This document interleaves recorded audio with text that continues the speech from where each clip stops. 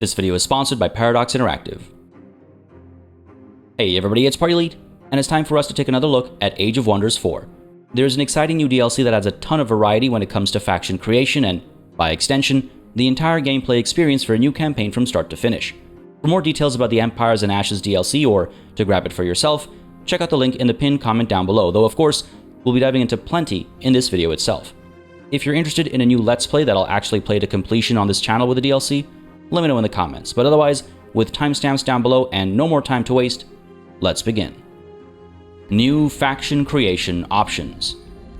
There are a few new options when it comes to making factions with the new Empires and Ashes DLC, starting with forms, to cultures, to tomes. It's worth noting right off the bat too that any decision you make here are completely compatible with the previous Dragon Dawn DLC, so yes, you can absolutely still play as a Dragon Lord, and you can definitely still play in a realm featuring the Ashen War, if you have the Dragon Dawn DLC. The same applies to using reptilian forms with some of the new options unlocked with this DLC. You'll also notice aspects of the free update releasing at the same time here. For example, traits are now picked using a point-buy system, and separately, some tap into the new Item Forge mechanic, all of which is coming for free with the Golem update. But let's not muddy the waters. Let's stay focused on the new DLC here. The new avian form comes with light-footed, sharp eyes, elusive, and adaptable by default, making them decently mobile, good at spotting threats, safer against opportunity attacks and retaliation attacks, and more quickly increases XP for non-hero units. Naturally, you can go in and swap these around as you'd like, and there's even a new mount option available for 3 trait points, the Dire Bear mounts.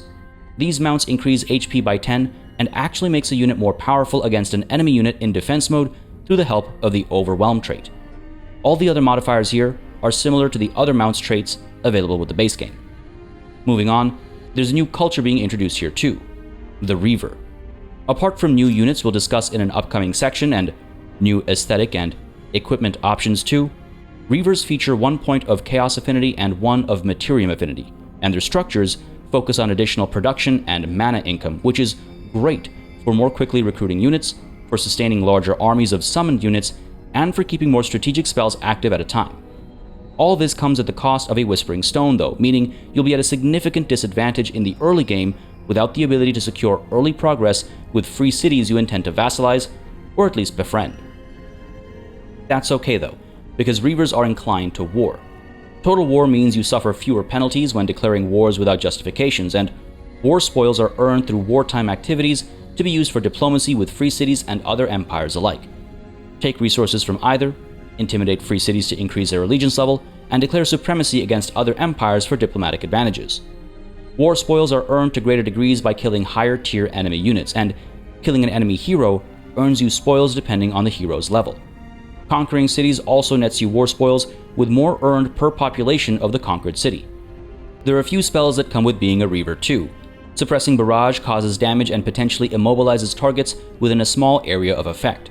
Designate Target marks and distracts a targeted unit.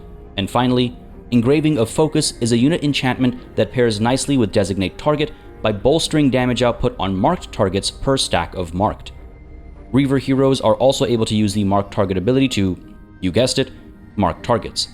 Heroes can also get Skirmisher Discipline to ignore slowing terrain, opportunity attacks, and zones of control. And finally, heroes can get Focused Aggression to themselves to do more damage against marked targets as well. Apart from spells and hero skills, the Reavers will also have a unique province upgrade in the Reaver Manufactorum, helping them generate more gold and draft, counting as a mine itself. There are no new society traits with this DLC, but if you've picked Reaver as your culture, you could use something like Chosen Uniters to earn back your lost Whispering Stone, while something like Ruthless Raiders is great to pair with the already warmongering nature of Reavers, who gain value from killing units to begin with. Gifted Casters can help you take advantage of surplus mana by giving you more casting points to use from the get-go. And finally, moving on to tomes, there's a brand new Tome of Alchemy that you can choose to start with too. So, with that said, let's take a look at the new tomes. The first of the new tomes to look at is the Tier 1 Tome of Alchemy, available to use as a starting tome if you'd like. It offers Materium and Nature Affinity, and a special province upgrade that acts as a research post, the Alchemist's Lab, generating additional knowledge and even more knowledge per adjacent unique province improvement. Finally, the Mysterious Tonic skill allows heroes to distribute tonic to nearby units, applying 2 random positive traits and removing 1 currently active negative one. This is the same as the unit enchantment available in the tome Mysterious Tonic, unlocking the same ability for enchanted support units. Disperse Afflicting Miasma creates an Afflicting Miasma within a 1 hex radius, weakening units that go through the miasma and hitting them with Afflicted when standing inside. Anti-Magic Tincture also works in a 1 hex radius, buffing allied units with status protection while removing negative status effects. The tome also brings a new ranged unit in the Afflictor, able to fire from a decent range and also able to create a zone of Afflicting Miasma with Miasma Shot. Meanwhile, the Material Refinery is a new city structure that generates more knowledge and gold, producing even more with each magic material within the host city's domain. Finally, the tome unlocks a new siege project. Fumigation hits defending units with 2 stacks of poisoned and 16 points of blight damage, a potentially huge game changer before the fighting even starts. Next, there's the Tier 2 Tome of the Construct with its Materium and Order affinity. The Worker Construct Nexus Special Province improvement counts as a mine and increases production, while also bolstering the generation of other resources based on adjacent province upgrades. So, you want to place these on provinces with a maximum number of adjacent provinces to get the most out of them. Finally, Experienced Warsmith will increase defense for constructs and will help them heal per world map turn. The tome features 2 buff spells, Cascading Command Defend and Cascading Command Reposition. Both target friendly constructs or units with the Linked Minds enchantment, spreading to adjacent constructs too, hence the use of the word cascade in the spell's name. Defend gives the units an extra retaliation attack for 1 turn through Watchful and puts them into defense mode too. Reposition, meanwhile, gives the units additional retaliation attacks through Hastened and increases their damage output through the use of Strengthened. Linked Minds is a minor race transformation that allows them to take advantage of the 2 aforementioned spells and adds hyper-awareness to the unit if it's standing next to a construct or another unit with Linked Minds, making it immune to flanking. Compounding Defense, meanwhile, is a unit enchantment that works on shield and polearm units, increasing their defense and resistance when adjacent to other units with compounding defense. The tome also unlocks an additional unit, the Bronze Golem, that is otherwise available in the base game too. The Tier 3 Tome of the Dreadnought has Materium and Chaos affinity, and unlocks the War Foundry Special Province improvement that generates draft and increases the baseline rank of units recruited from the host city by 1. It also unlocks the Artillerist option for heroes, giving them access to the Artillery Barrage, significantly damaging units in a 1 hex radius at the start of the following turn, and inflicting them with a stack of the Marked status as well. Pinning Barrage is a damage and debuff spell that targets a 2 hex radius with damage, marked, and a chance of being immobilized. Destabilized Mana Core marks units in a 2 hex radius with a turn's wait before causing physical and lightning damage and potentially hitting units with Disrupted to remove their unit enchantments temporarily. Warding Metals is a unit enchantment that impacts shield units and constructs, increasing the resistance against magic attacks. Tuning Kits is another unit enchantment, this time targeting support units specifically, giving them the ability to overcharge constructs, tremendously increasing their damage output.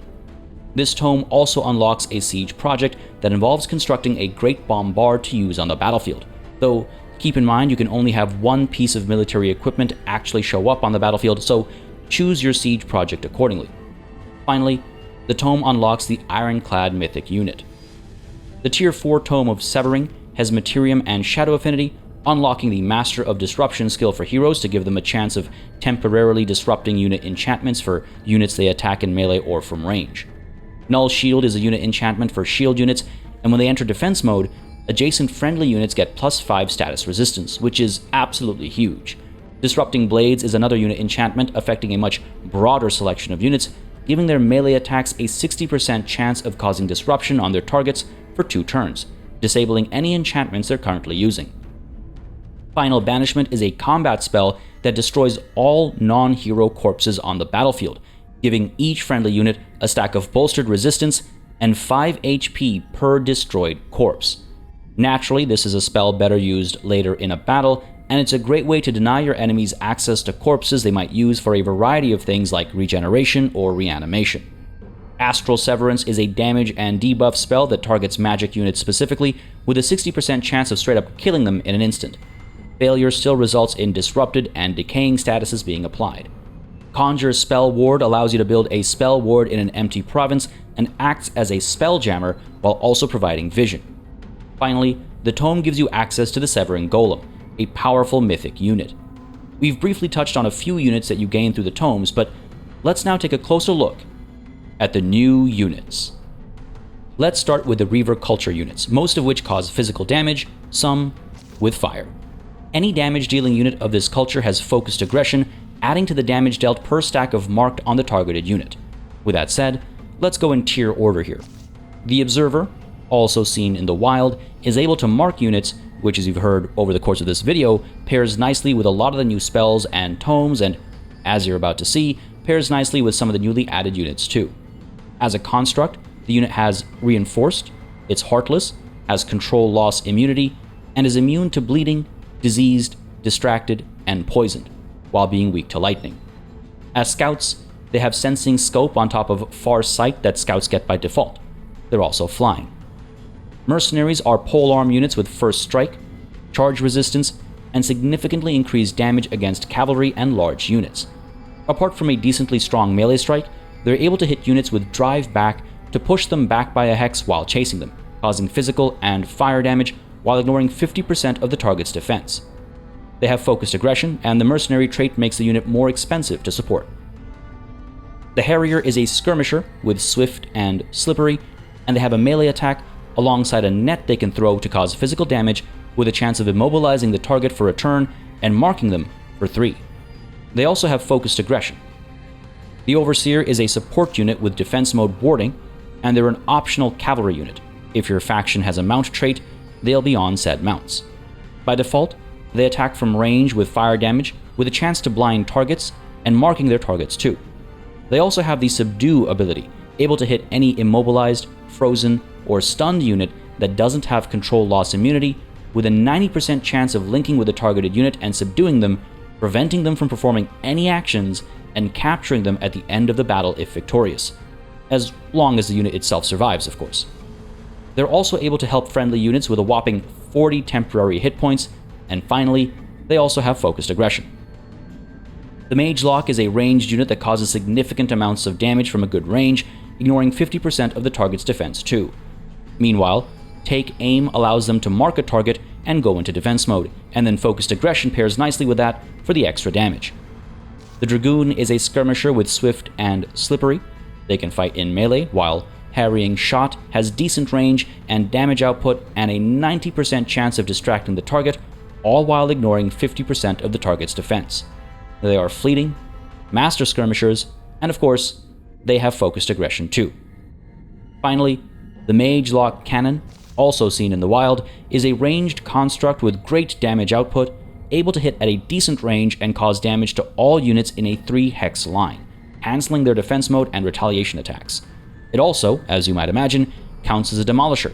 It has Focused Aggression, and it's a siege breaker, which means sieges are a lot faster as it adds +1 fortification damage when part of a besieging army. We touched on the Afflictor from the Tome of Alchemy earlier, but here it is again, as a ranged unit with a regular shot and the Miasma shot that causes blight damage and creates an afflicting miasma on the target's hex too.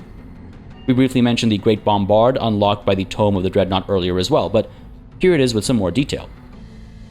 It requires building during a siege via Siege Project, so you can use it during battle, and it's only available for said siege battles. It can cause a decent bit of damage while destroying obstacles and inflicting sundered defense as well. The Ironclad is unlocked by the same tome, and it can be found roaming in the wild too. It comes with all the benefits of a construct, it's also a large target, and it's a mythic unit to boot. Direct Fire has solid range, causes a great deal of damage, and knocks back the target. Barrage seems weak, but it's an attack that's fired multiple times per remaining action point, and it deals damage in a 1-hex radius, so the numbers add up real nice. An interesting mechanic with the Ironclad is the ability to change the currently loaded ammunition. Shrapnel shots inflict bleeding. Incendiary shots inflict extra fire damage and set the area on fire at random. And Sundering shots inflict sundered defense while also ignoring 50% of the target's defenses. This makes for a very versatile tool, but be warned, it has the high maintenance trait and is expensive to keep around. That aside, it's reinforced, adding to its defense against physical attacks, and it's also a siege breaker. The more of these you have on hand in a besieging army, the faster the siege will progress. The Severing Golem can also be found in the wild and is unlocked by the Tome of Severing. It's a construct, it's also a large target, and it's a mythic unit too, so you can expect the pros and cons of all these classifications to apply here. It attacks with multiple weakening bolts depending on how many action points are left over to attack with, and this causes reduced damage to enemies adjacent to the target while also inflicting weakened status. Dispelling Field has a large area of effect where negative status effects on friendly units are dispelled, and for each such negative status effect, the unit gains a stack of Strengthened for 3 turns. Magical Disruption is an ability that causes a decent bit of damage to 3 random enemies with a high chance of causing disruption too. The Severing Golem is a siege breaker and reinforced like the Ironclad before, but it also counts as a Juggernaut, and it's fierce too. Now, those are all the units that you can get through your culture and through tomes you choose along the way, and while some of them are also going to be in the wild, let's take a look at the units that are exclusively wildlife as well, and in general, let's consider just how this DLC makes for a bigger world. We'll discuss some other aspects too, but let's stick to units first. We've got the Brown Bear, a low-maintenance animal fighter with Forest Walk that can strike a single target in melee and can swipe in a 1-hex cone as well. The Polar Bear is similar, but it has immunity to frozen status effects, it has frost resistance, and instead of Forest Walk, it has Arctic Walk instead. The Dire Bear is significantly stronger in its stats, counting as a large target, coming in with status resistance, causing more damage with similar attack types, and coming in with charge resistance, Demolisher, and Overwhelm. The Scrap Hermit, meanwhile, is an animal shield unit with a melee strike and acid spray. It's reinforced and has low maintenance. The Progenitor Golem is a mythic, large, flying construct with Breach Bolt as a ranged attack that can fire multiple times with remaining action points. It can use Magical Upheaval to randomly attack a few units too, and those adjacent to them as well, weakening them and sundering their resistances too. Finally, Limited Seal allows it to seal the target unit. Outside of the benefits of its classifications, the unit is also a siege breaker. The Roving Furnace is a shock unit that counts as large, and it's a construct. It has a heavy charge strike that, apart from the usual, also has Molten Spill to hit adjacent units with fire damage and potentially get them burning. The Herald of War is a very cool looking mythic unit with a ton of resistances. As an elemental, it's also immune to bleeding, poison, and disease, and it's a floating unit that counts as a large target with magic origin. Oh, and of course, it's a mythic unit. It can strike multiple times with Flurry of Swords with AP on hand, dealing damage in a 2-hex line, inflicting burning, and gaining a stack of Molten Fury to add fire damage to the main attack, but also to add a greater amount of fire damage to the Molten Whirlwind attack. This can stack up to 5 times, so the damage output can get absolutely ludicrous. Molten Whirlwind hits all adjacent units, consuming stacks of Molten Fury to cause extra fire damage and also heal temporary hit points per consumed stack. And it only has a 1-turn cooldown. This thing is terrifying. It's got charge resistance and control loss immunity, and it's a Demolisher with Fierce and Juggernaut. It's also reinforced, giving it extra defense with Siegebreaker to help with sieges. Spirit of War strengthens the Herald of War when an enemy unit dies and heals it when a friendly unit dies, so you want to be very careful about how you distribute damage when there's a Herald of War on the battlefield. Tireless Retaliation also means it'll hit back with every attack, an unlimited number of times, so bring your ranged units to take this thing out from a safe distance. Finally, as if all the resistances and extra defense wasn't enough, this thing is also warded. Units aside, there are a handful of new buildings too. We discussed the Reaver Manufactorum and the War Foundry in the previous section, but there are some more beyond that too. The Mana Forge produces mana and production available to Reavers, and further unlocking the Lodestone Foundry, which helps produce even more mana and production while unlocking the Monolith. The new Town Hall Level 2 Steel Hall is now available as well, as is the Level 3 Chained Spire and Level 4 Ironclad Citadel. Units and buildings aside, let's take a look at equipment. There's the Dire Bear mount that has very fast movement, makes the unit a cavalry type, and adds Overwhelm too. The Grizzly Bear mount and the Polar Bear mount do the first two things, but not the last.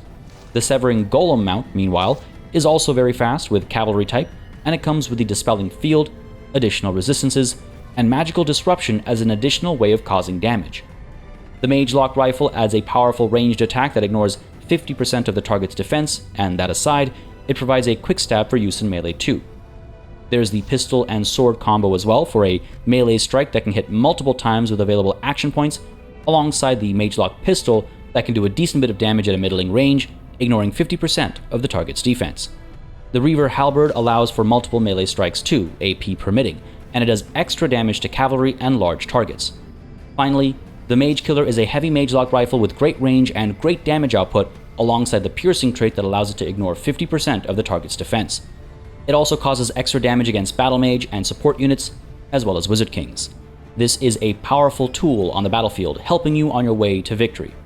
On which note, let's discuss victory conditions and new realm traits. The new DLC introduces World Seals as a new type of victory condition, coming in 3 variants. They all involve needing to secure World Seals that, when captured, generate points over time.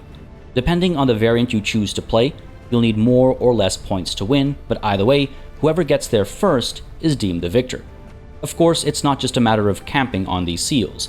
Defenders will spawn every few turns at your claimed seals to try and take them back, so you'll need to defend your seals against enemy empires and seal defenders both.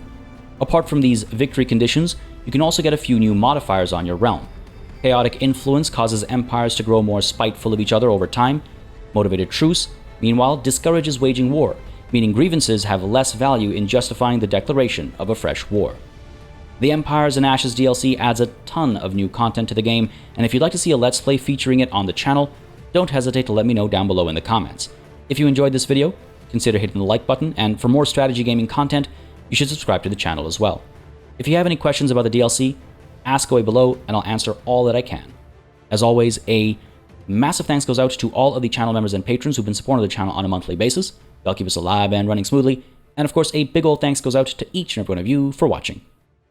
Until next time, cheers.